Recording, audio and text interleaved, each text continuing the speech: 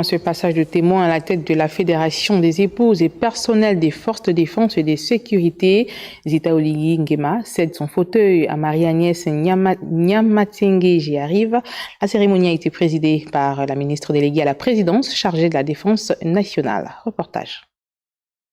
La passation de charge à la tête de la Fédération des associations des épouses et personnels des forces de défense entre Zita Oligui Nguema, représentée par Fallon Bala-Kibra qui a terminé son mandat, et Marie-Agnès Nyamatsenge, était présidée par le ministre délégué à la présidence en charge de la défense, par ailleurs présidente d'honneur de cette fédération sous la tutelle du ministère de la Défense nationale.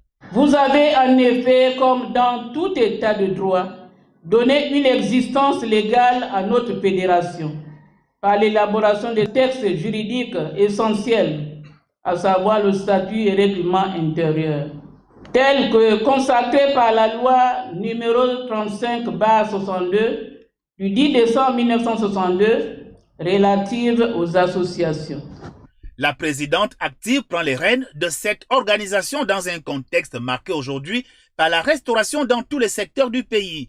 Elle entend conduire la fédération avec droiture, honneur et fidélité. Madame le ministre, vos conseils et votre soutien seront d'une aide précieuse pour la construction de cet édifice appelé Fédération.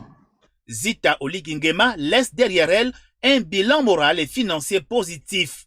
Dans les prochains jours, la fédération bénéficiera d'un complexe multisectoriel. La présidence rotative de 2 ans revient cette fois-ci